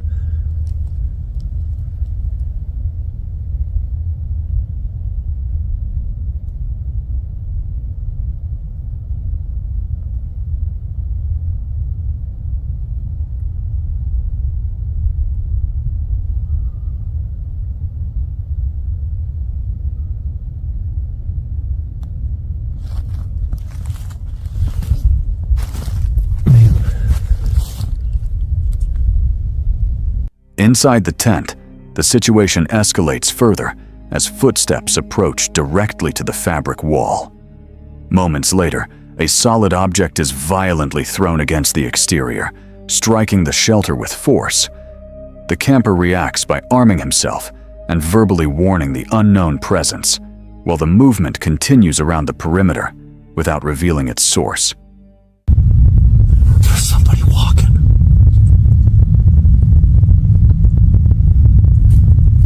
Do you hear that?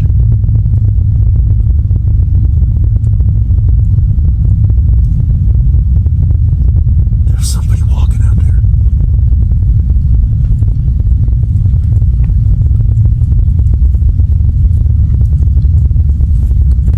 There's somebody walking.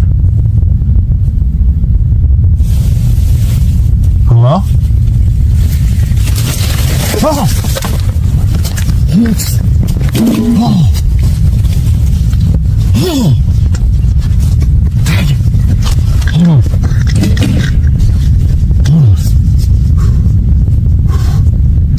just got thrown right outside the tent. I don't know what to do. I don't know what to do.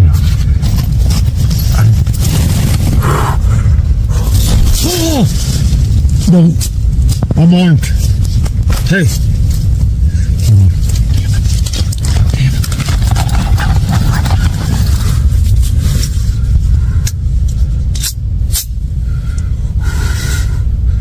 I'm armed. The final escalation occurs when a massive impact suddenly erupts near the campsite.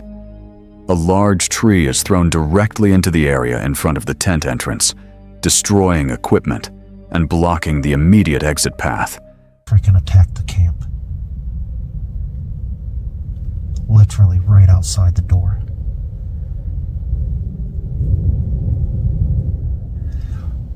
How am I going to do this? Hold on. Oh, shit. Did you hear that?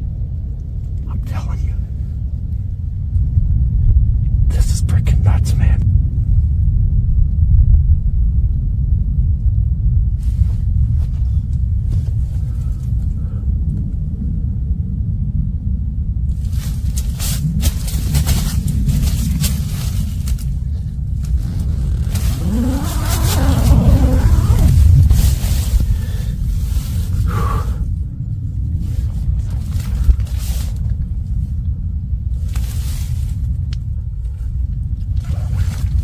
Holy smokes, there's a tree there. There's a tree. There's just a tree thrown there. Okay, we're going to the truck. Man. Hold on. Damn it, how am I going to carry all this at once? And move fast. Okay. With no safe route remaining, the camper abandons the site and flees through the frozen forest toward his vehicle. The camping trip ends in urgent retreat after repeated tracking behavior, physical impacts, and direct environmental interference force an emergency escape from the location. This camping footage is from Paranormal Discovery, a creator known for documenting remote wilderness expeditions in dense jungle environments with reports of unusual and unexplained activity. What begins as a remote stay near a jungle cliff quickly escalates into a dangerous situation, as a large, unidentified shape appears in the distance. Disturbing audio signals emerge from the tree line, and the campsite itself becomes physically altered during the night. While the camper is near a remote stream during a brief moment of relief from an ongoing medical issue, the isolation is suddenly disrupted. A large, white, unexplained figure is seen moving through the thick foliage in the distance. The shape appears to resemble a large animal-like form, tracking movement through the brush without producing any visible sound. Its presence forces immediate caution, as it remains partially concealed while following the explorer's position from afar. Someone going missing here. It was really hard to really find the story about it. It's kind of an odd spot, and like, I hate to really say this, but a really good spot to go missing. I don't know if that makes sense. Don't take that the wrong way. Hello? Okay, I just saw something white. I just saw white. What the f? Excuse my language. It looked like a polar bear. Like, it literally looked like a furry thing go like that way. What the hell was that? What was that? Hello? That was weird. It was straight up a white furry, like, bear.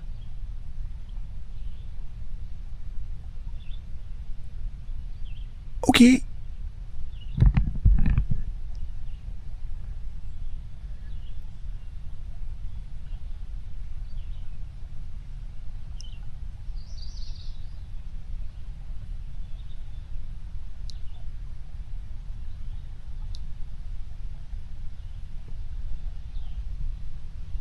I don't know if I'm alone. That was definitely something moving.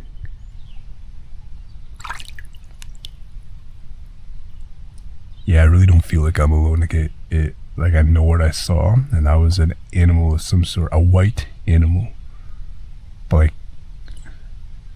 what the hell is white? Like, what animal would be like white and furry? Like, it wasn't small, it was big. Like, not like Bigfoot height, but like bear almost. I'm really creeped out. Like, actually. Hello?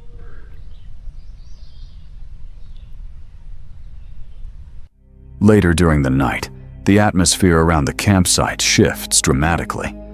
A clear whistling sound begins to emerge from the pitch-black tree line, repeating a consistent pattern with unnatural precision. The sound appears to originate very close to the campsite, creating immediate tension and forcing the camper to withdraw toward the main base area in response to the increasing proximity of the anomaly. This is kind of... This light, it's not good with this camera. Oh my God.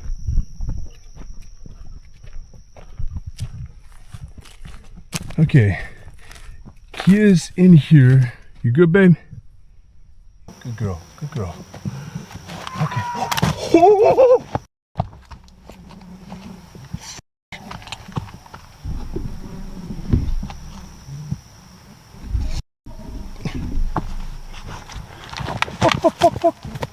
Oh my God. Oh. Who's there? I gotta get out the night vision. What in the actual hell is happening, guys? Like, it's right there.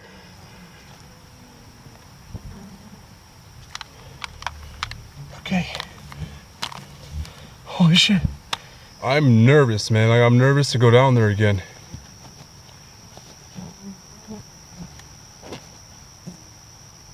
It really didn't start up until like now. Upon returning to the main campsite, the team discovers that their setup has been physically displaced. The tent has been moved entirely from its original position and dragged across the clearing, leaving disturbed ground and broken stakes behind. As they approach, movement is observed beneath the fabric of the tent, suggesting something remains inside. The situation escalates as the camper issues warnings while preparing for a possible physical threat within the structure. Took the tent. What the fuck? Oh my. What the fuck? Can you see that? Why is it over there? Why is there a tent over there? Hello? Someone in our tent? Kia, what the fuck? Kia, why is that over there? Oh, I'm shaking. Oh, shit. Dress. Yeah, it's gone from our spot. What the fuck? Someone in our tent? Yeah, our tent's like... What the fuck? Come on, Kia. I'm armed and coming around. Are you in the tent? Kia, stay. Ah, fuck, mosquitoes. Who's in the tent? Come on out. I literally see like weight in the tent. Who's in the tent? The noise was him. What noise? What the? Okay, this is not funny. Whoever's in the tent, come on out. I'm actually armed, and I will hurt you if you try anything on me. Who's in the tent?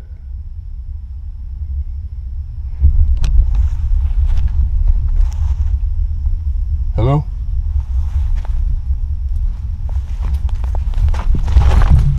What the fuck? What the actual fuck? Kia, what the hell? What are you looking at? What are you looking at? Yeah, what are you looking at? Someone's hiding? Yeah? Is someone hiding? Hello? If you're a person trying to play a prank, it's not funny. Knox. Tree knocks. It's no fucking way. Okay, Key. Holy shit. Hopefulness. It's no fucking way, Key. The expedition ends shortly after, as the team secures the area and abandons the location due to repeated structural interference and persistent, unidentified presence around the campsite. This video comes from YouTube creator Jasko, where overnight wilderness investigations and remote forest explorations often lead to disturbing encounters in isolated locations. What begins as a nighttime expedition into a remote forest quickly turns into a terrifying ordeal after aggressive movement in the darkness. Unexplained responses, phantom voices, and strange activity begin surrounding the team. While investigating alone under night vision, one team member enters an unusually silent section of forest where even the normal sounds of wildlife seem to disappear. Moments later, something crashes through the brush directly toward his position.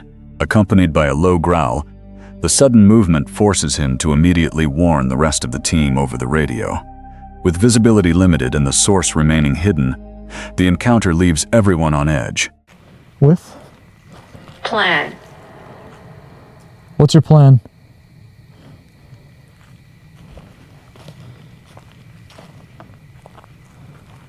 Okay. Maureen. All right, spirits, I really want to play hide and clap. I don't know about you guys. You guys love when I play hide and clap.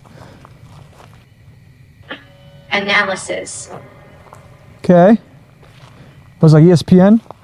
Like a breakdown? What you got for me? I genuinely cannot believe I'm doing this by myself. But you know what? This built 1800s. 18. Okay, so something happened in the 1800s clearly. Okay, cool. Now I'm just trying to find a spot where I could place you guys so I could do hide and clap. Tristan, my boy. Julia. Okay, it was Julia.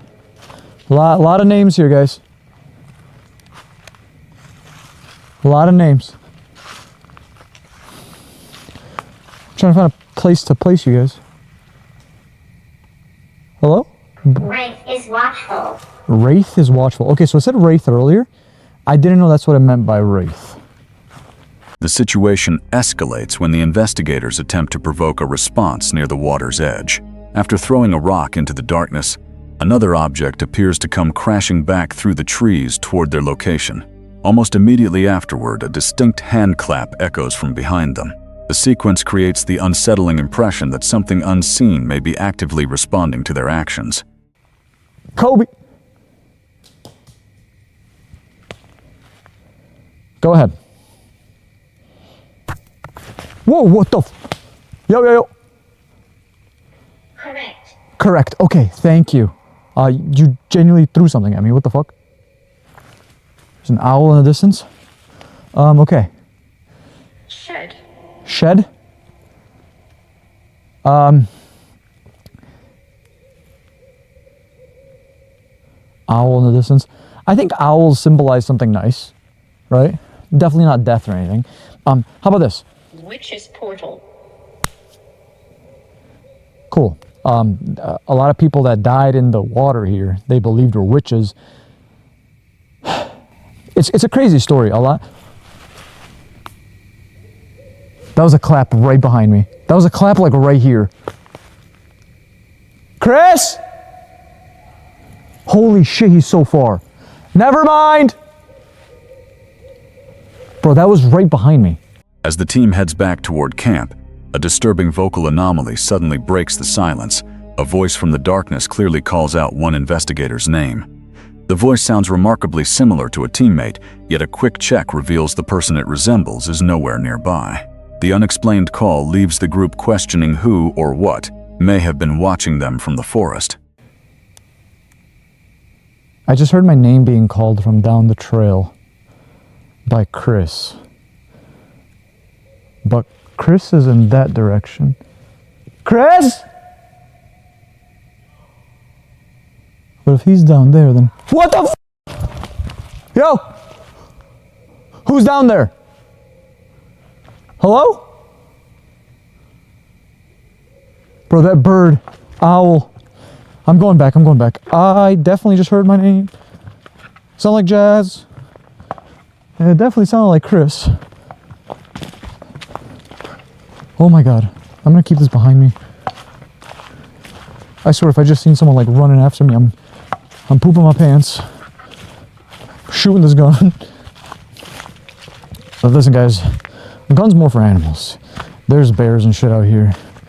Later that night, a loud impact strikes the side of a locked vehicle. When investigators inspect the exterior, they discover what appears to be a large handprint near the area where the sound originated. The discovery is particularly unsettling because it suggests something approached the campsite without being detected. That genuinely sounded like a thump on the side. I'm just trying to see if there's any sort of like, whoa! This is what I mean. This place is so fucking loud.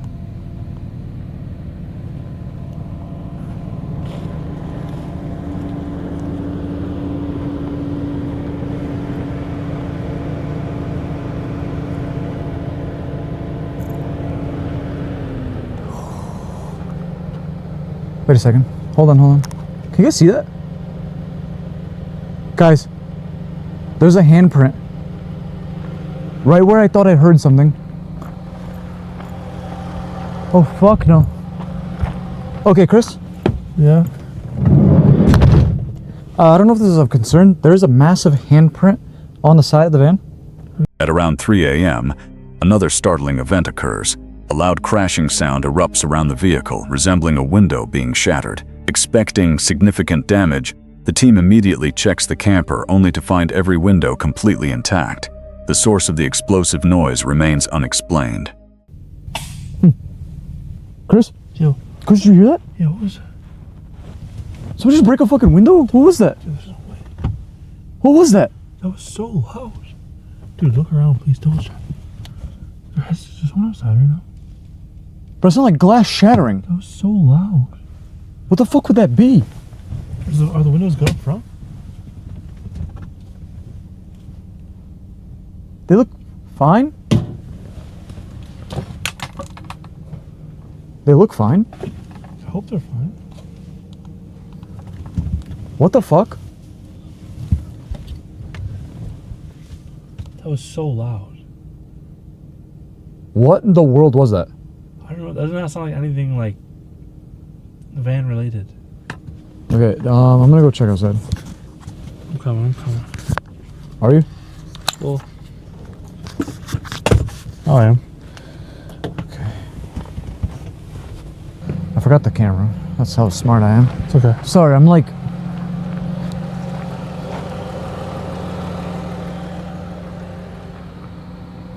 The investigation reaches its climax when a sound resembling a gunshot echoes from the nearby tree line. Moments later, a bright moving light appears outside the vehicle and begins shifting through the forest. Believing the situation may be escalating into a genuine safety threat, the team abandons the area and rapidly retreats from the forest. Hey, bro.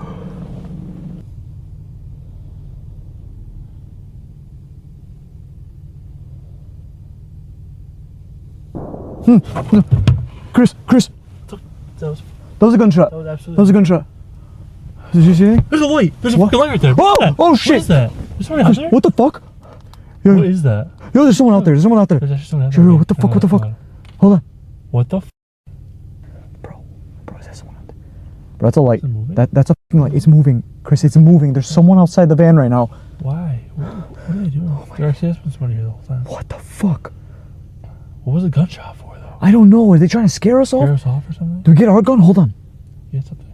With something crashing through the darkness toward the investigators, a voice seemingly calling out from the forest, and a series of unexplained disturbances escalating around the campsite until dawn, whatever was lurking among the trees never revealed its true identity.